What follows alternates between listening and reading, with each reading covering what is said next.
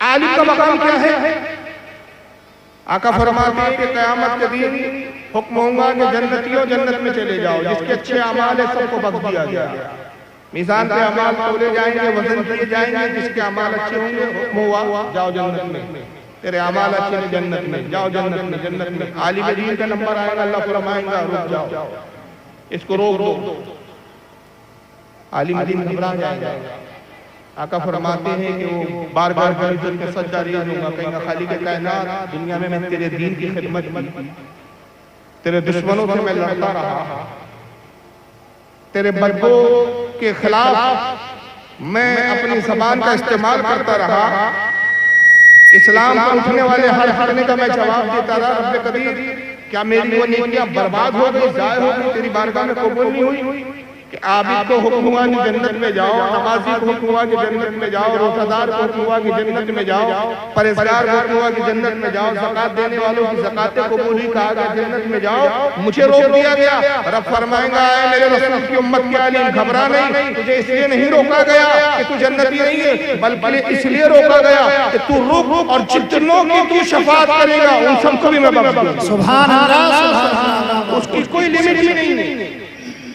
آقا کہتے ہیں کہ جب تک عالم دین چاہے گا، جتنوں کی چاہے گا اتنوں کی شفاعت کرتا ہے، اور جب وہ شفاعت کرتے کرتے اس کا دل بھر جائے گا، کہے گا مولا جتنوں کی میں شفاعت کرتا تھا، جتنوں کو میں جانتا تھا، میں نے سب کی شفاعت کر دی، اب حکم دے کہ میں بھی جنت میں چلے جاؤں گا۔ رب فرمائیں گا اچھا تو بھی چلا جائے۔ تو علم دین کی بڑی اہمیت ہے، اور علم دین کے ساتھ دنیا بھی علم چاہیے، کیونکہ ہمیں اللہ تعالیٰ نے حکم دیا ہے کہ جب تک دنیا میں ہو تو دنیا میں رہنے کا بھی ڈنگ سیکھو، یہاں کے علوم و فنون بھی سیکھو۔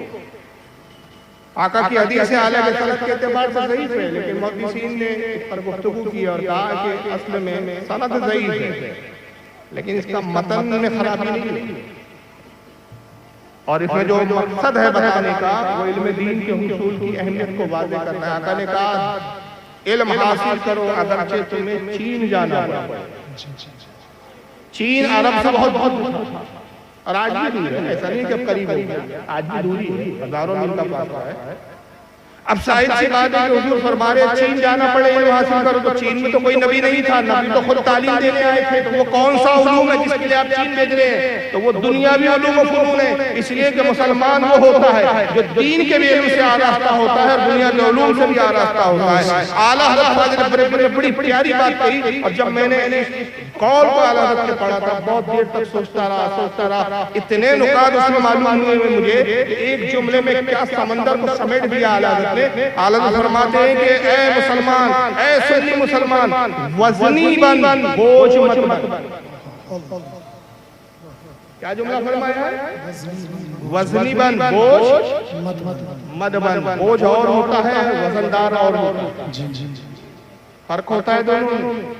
حالانکہ سننے میں لگتا ہے بھائی وزن کو بھی ہم بوجھ کہہ دیتے ہیں، یار بوجھ بہت زیادہ ہے یا وزن بہت زیادہ ہے، بات تو ایک ہی ہو رہی ہے، لیکن نہیں، یہاں بڑا فرق ہے۔ وزنی ہونا اور ہوتا ہے، بوجھ بننا اور ہوتا ہے۔ ایک انسان جب عقل سے عاری ہو جاتا ہے، نافہمی کا شکار ہو جاتا ہے، جب اس کا علم اس کا ساتھ نہیں لیتا، وہ بدعقیدہ ہو جاتا ہے، تو وہ اپنے پورے معاشرے، جس معاشرے میں رہتا ہے اس پورے معاشرے پر بوجھ بن جاتا ہے۔ جس گھر میں پیدا ہوتا ہے اس خاندان والوں پر بوجھ بن جاتا ہے، جن لوگوں کے درمیان میں رہتا ہے ان لوگوں کے درمیان بوجھ بن جاتا ہے۔ لیکن وزنی ہونا یہ ہے کہ جب علم و فہم نفع بخش ہو جاتا ہے اور آدمی اپنی کسی ایک خاص فیلڈ میں، کسی ایک خاص شعبے میں محنت و مشقت کرتا ہے اور اس کی تعلق سے بڑی تحقیق اور ریسرچ کرتا ہے، تو حالت یہ ہو جاتی ہے کہ اس معاملے میں، اس فن میں، اس فنون میں اس کا لیول، اس کا معیار اتنا بلند و بالا ہو جاتا ہے کہ لوگ اس کی طرف اشارہ کرتے ہیں، گویا کہ وہ اتنا وزنی ہو جاتا ہے۔ کہا جاتا ہے کہ اگر اس علم کو اگر کوئی جانتا ہے اور اگر اس علم کو سیکھنا ہے تو خلا کی طرف جاؤ، جس کو کہا جاتا ہے وہ شعر نیلے ہو جاتا ہے، اس کی طرف اشارے کیے جاتے ہیں۔ تو اعلیٰ حضرت نے ایک پیغام دیا کہ آپ جس فیلڈ میں رہتے ہو اس فیلڈ میں وزنی بنو۔ ضروری نہیں ہے کہ ہر شخص عالم دین بنے، اس لیے کہ عالم دین بننا فرض کفایہ ہے۔ پوری بستی میں اگر ایک بھی عالم ہے سب بری ہو گئے، اور اگر پوری بستی جاہل ہے تو سب ذمہ دار ہوئے، سب گناہگار ہوئے۔ تو آپ جس فیلڈ میں اگر آپ ڈاکٹر ہیں تو اپنے فیلڈ میں اتنی محنت کرو کہ ایسے وزنی ڈاکٹر بن جاؤ کہ دنیا یہ کہنے پر مجبور ہو جائے کہ اگر اس بیماری کا کوئی علاج کر سکتا ہے تو ڈاکٹر فلاں ہے۔ انجینئر ہو تو اپنے فیلڈ میں اتنے وزنی بن جاؤ کہ انجینئرنگ کی فیلڈ میں آپ کی طرف اشارہ کیا جائے، حتیٰ کہ اگر آپ ایک میکینک بھی ہو اس تعلق سے بھی آپ کی طرف اشارہ کیا جائے کہ صاحب اگر یہ گاڑی کو کوئی درست کر سکتا ہے تو اللہ میکینک صاحب درست کر سکتے ہیں۔ یہ ہوتا ہے وزنی ہونا۔ اور دنیا کے جتنے علوم ہیں مولا کائنات علی مرتضیٰ نے بڑی پیاری بات فرمائی، کہا کہ لوگوں علم کے حصول میں شرماؤ مت۔ اگر علم کافر کے بھی سینے میں ہو اسے حاصل کرو، وہ تمہاری وراثت ہے کہ جتنے علوم ہیں تمہارے باپ آدم دنیا میں لائے تھے، تمہارے باپ کی وراثت ہے، غلط جگہ چلے گئی۔ علم ایسی وراثت ہے، علم ایسی نعمت ہے کہ اگر کافر کے سینے میں بھی ہو اس سے بھی حاصل کر لو کہ کافر کے سینے میں یہ نعمت جب تک رہتی ہے بے چین رہتی ہے، جب تک سینہ کافر سے منتقل ہو کر سینہ مومن میں نہ جائے اس کو اطمینان نہیں حاصل ہوتا۔ تو علم ہماری وراثت ہے، یہ ہمارے باپ آدم نے لایا ہے علم۔ اور ایک مقام پہ آقا نے علم کی اہمیت کو اس قدر اجاگر کیا کہ میں حیران ہو گیا کہ شاید دنیا کے کسی رہبر نے علم کے حصول کے تعلق سے اتنی بڑی بات کی۔ تاریخ میں ایسی مثال نہیں کہ علم ہوتا کیا ہے، علم کی اہمیت کیا ہے۔ علم صرف ذریعہ معاش کا ذریعہ نہیں ہوتا، روزی روٹی کا ذریعہ نہیں ہوتا۔ علم حقیقت میں انسان کو انسان کو شعور بخشتا ہے۔ آقا نے جو مثال دی جو میں بیان کرنے جا رہا ہوں، تاریخ میں علم کے حوالے سے ایسی مثال مجھے آج تک نہ ملی۔ اگر آپ کے پاس اس سے بڑی مثال ہو تو میں سننے کے لیے تیار ہوں۔ آقا نے کہا لوگوں علم حاصل کرو، علم حاصل کرو، علم حاصل کرو۔ اگر تم سے ممکن ہو تو تم میں سے کوئی حصول علم کے لیے لوہے کے جوتے بنا لے، لوہے کے جوتوں کو اپنے پیروں میں ڈال لے اور علم کے حصول کے سفر کرتا رہے حتیٰ کہ لوہے کے وہ جوتے گھس جائیں، ختم ہو جائے، مگر تب بھی وہ علم حاصل کرتا رہے۔ یہ نہ سمجھے کہ میں نے سب کچھ حاصل کر لیا، بلکہ سمجھے کہ جو کچھ حاصل کیا ہے سمندر سے قطرہ ہے، حتیٰ کہ زندگیاں ختم ہو جائیں گی، مگر علم پوری مکمل طور پہ تم علم کا احاطہ نہیں کر سکتے۔ کتنی پیاری مثال ہے، وہ ہے علم کی اہمیت۔ جہالت اپنے آپ میں خود ایک موت ہے، جہالت کے ساتھ عبادت بھی نامقبول ہوتی ہے اور علم کے ساتھ تھوڑی عبادت بھی مقبول ہوتی ہے۔ اس کا فرق کیا ہے جانتے ہیں آپ؟ اعلیٰ حضرت فاضل بریلوی الملفوظ میں ایک واقعہ نقل کرتے ہیں اور حدیث پاک کے حوالے سے بیان کیا کہ سرکار کی حدیث ہے، اور حدیث پاک یہ ہے کہ حضور فرماتے ہیں روزانہ عصر کے وقت شیطان کا تخت سمندر میں بچھتا ہے، روزانہ، آج بھی بچھا ہے کل بھی بچھے گا۔ ایسا کوئی دن نہیں جاتا کہ شیطان کا تخت، شیطان کا دربار سمندر کی سطح پہ قائم ہوتا ہے، وہ برپا ہوتا ہے۔ جتنے اس کے چمچے شیاطین سب جمع ہو جاتے ہیں اور 24 گھنٹے کی پوری رپورٹ پیش کرتے ہیں کہ ہم نے کیا کیا کیا۔ تو فرماتے ہیں کہ ایک مرتبہ شیطان کا تخت حسب معمول بچھا، اس کا دربار بھرا، شیطان اپنے تخت پہ بیٹھا ہوا ابلیس اور سارے شیاطین قطاروں میں کھڑے ہوئے۔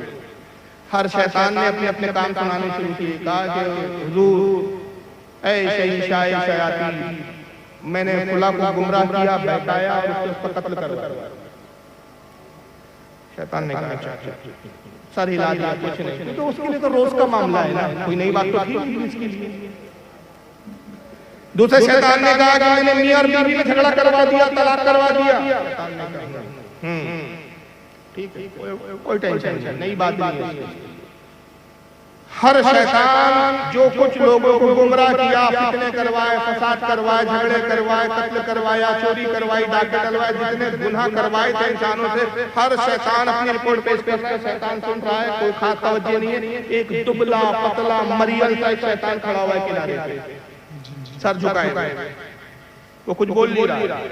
ابلیس نے اس کی طرف دیکھا اور کہا کہ سب نے کچھ نہ کچھ کام کیا، تو نے کچھ نہیں کیا۔ کہا حضور مجھے معاف کیا جائے، اے شہنشاہ شیاطین، میں بڑا ناکارہ، بڑا سست، بڑا کاہل ہوں۔ کہا مانا کہ تو کاہل ہے، سست ہے، کمزور ہے، اگر تو شیطان ہے اور شیطان کی فطرت ہے کہ گمراہ کرے، بہکائے، کچھ تو کیا ہوگا۔ کچھ تو کیا ہوگا. بولے حضور کہتے ہوئے بھی شرم آتی ہے, ایسا نہ ہو کہ میرا مذاق اڑایا جائے. کہا نہیں بتا کیا کیا.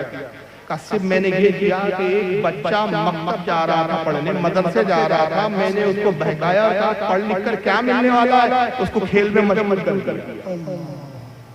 اور وہ جو بچہ مدرسہ جا رہا تھا, مدرسہ جاتے ہوئے میں نے روک کر اس کو کھیل میں ملوث کر دیا. وہ کھیلتا رہا تاکہ مدرسہ تعلیم کا وقت نکل گیا, ضائع کر دیا میں نے. بس اتنا ہی میں نے کام کیا کہ ایک بچے کو میں نے بہکایا. سارے شیاطین ہنسنے لگے, یہ دیکھو کتنا ناکارہ ہے, اس کا بس چلا ہم ایک بچے پہ چلا. مگر شیطان تنکو سے اچھل پڑا اور کہا انتا تو ہی کام کر, باقی سب ایسی تو ہی ہے.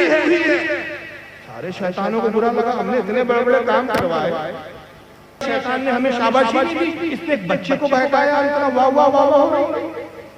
سارے شیاطین کو برا لگا, ابلیس سمجھ گیا چہرے کو دیکھ کے کچھ تو ان کو اچھا نہیں لگا. اچھا اس نے کیا کام کیا تم جانتے ہو؟ تم سب وہ کام نہیں کرتے جو اس نے کیا.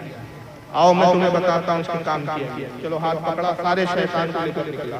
اب مغرب کا وقت ہو گیا, اذان ہو رہی تھی مغرب. مسجد کے پاس کھڑا ہو گیا, سارے شیطانوں کو کہا دیکھو تماشا. شیطان تو ہمیں انسانوں کو تو نظر نہیں آتے. ابلیس نے اپنے آپ کو ایک انسانی شکل میں ڈھالا. شیطان ہر طرح کا روپ اختیار کرتا ہے, اور اسی کو قرآن عظیم میں کہا, اللہ تعالیٰ نے ارشاد فرمایا کہ من شر الوسواس الخناس, میں پناہ مانگتا ہوں شیطان سے جو دلوں میں وسوسے ڈالتا ہے. الذی یوسوس فی صدور الناس, اور اس انسان نما شیطان سے بھی میں پناہ مانگتا ہوں جو لوگوں کو گمراہ کرتے ہیں. تو دو طرح کے گمراہ کرنے والے ہوتے ہیں, ایک شیطان جس کو خناس سے نام تعبیر کیا گیا, دوسرا ایک انسان جو شیطانی ہوتے ہیں, انسانی شکلوں میں نظر آتا ہے. انسانی شکل اختیار کیا اور مسجد کے دروازے میں کھڑا ہو گیا. ایک عابد صاحب مسجد میں داخل ہوئے, ایسا کوئی لمحہ نہیں تھا جب وہ عبادت میں نہیں رہتے. فرائض تو فرائض ہے, واجبات بھی نہیں چھوڑتے تھے, نفل بھی نہیں چھوڑتے تھے, وہ ہمیشہ عبادت میں مشغول رہتے تھے. بہت بڑے عابد تھے, بہت بڑے پیر صاحب تھے, بہت بڑے عالم وہ تھے, عبادت کرتے. لیکن عالم نہیں, عبادت کرنے والے تھے لیکن عالم نہیں. شیطان کہا حضور السلام علیکم. انہوں نے دیکھا وہ تو انسانی سمجھے نا, وہ کیا معلوم کہ مجھے شیطان کہا. وعلیکم السلام. حضور ایک مسئلہ کا نماز کا وقت ہو رہا ہے, اذان ہو رہی ہے, مسئلہ پوچھنے کا وقت. کہا حضور بس چھوٹا سا مسئلہ, چھوٹا سا جواب ہے, آپ فوراً دے دیں گے, بڑا مسئلہ نہیں ہے حضور. جب تک آپ جواب دیں گے تب تک تو اذان بھی ختم نہیں ہو پائے گی. جلدی جلدی. ایک شیشی نکالی جیب میں سے. شیطان نے کہا حضور یہ شیشی دیکھ رہے ہیں آپ؟ ہاں. کیا اللہ تعالیٰ قادر ہے کہ یہ پورے زمین و آسمان کو اس شیشی میں ڈال دے؟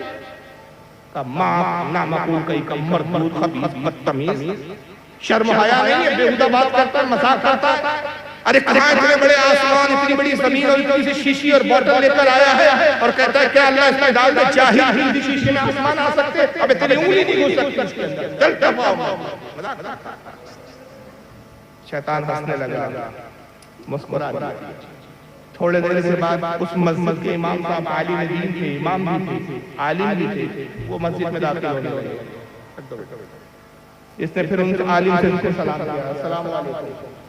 عالم صاحب نے بھی جواب دیا, وعلیکم السلام. حضور ایک مسئلہ پوچھنا ہے. یہ مسئلہ پوچھنے کا وقت ہے, اذان ہو رہی ہے, نماز کے بعد مسئلہ پوچھ لو. کہا نہیں حضور بہت چھوٹا سا ہے, اگر مسئلہ آپ نے نہیں جواب دیا تو پیچھے ہی نہیں رہیں گے. وہ چھوٹا سا مسئلہ جواب دیا. اچھا پوچھو کیا کیا. پھر شیشی نکالی. حضور شیشی دیکھ رہے ہیں آپ, کیا اللہ تعالیٰ قادر ہے, اللہ چاہے تو زمین آسمان سب کو اس بوٹل میں شیشی میں ڈال دے؟ عالم صاحب نے کہا کہ میاں تم مسلمان ہو کے ایسی بات کرتے ہو؟ ارے پوری زمین و آسمان کو شیشی میں ڈالنا کون سی بڑی بات ہے؟ میرا رب قدیر تو وہ ہے کہ وہ خود فرماتا ہے ان اللہ علی کل شیء قدیر, اللہ ہر چاہے پر قادر ہے. اگر وہ چاہے تو پوری کائنات کو سوئی کے ناکے سوئی کے سراخ میں بنا دے. بے شک سبحان اللہ. یہ شیشی بھی تو بہت بڑی چیز ہے, میرا رب تو اس سے بھی بڑھ کر قادر ہے. ابلیس نے جیسے سنا چہرے کا رنگ بدل گیا, آپ نے شیطانوں کو بلایا, کہا فرق دیکھ لیا عالم میں اور عابد میں, یہ عبادت کر رہا ہے, ٹکرے مار رہا ہے, ٹکروں پہ ٹکرے, ٹکروں پہ ٹکرے, پینڈ آ گیا, دھبے پڑ گئے چہروں پر, مگر اس کو اللہ کی قدرت پر یقین نہیں, اس کی عبادت منہ پر مار دی جائے گی. اور یہ عالم دین ہے کہ ایک سجدہ بھی کرتا ہے تو بھرپور یقین کے ساتھ کرتا ہے, تو جس کے سجدے یقین کے ساتھ ہو. اور یہ اس کا علم تھا جس نے میرے فریب کو چلنے نہ دیا. اگر وہ بچہ کل عالم دین بن جاتا، ہمارے پانا جو ہے گرفت سے نکل جاتا، ہمارے فریب میں نہ آتا، بلکہ خود بھی ہدایت پاتا اور پوری قوم کو ہدایت دینے لگتا۔ اس نے اس بچے کو روک کر وہ کام کیا ہے کہ جو تم میں سے کوئی نہیں کرتا۔ یہ فرق ہوتا ہے عالم اور جاہل میں۔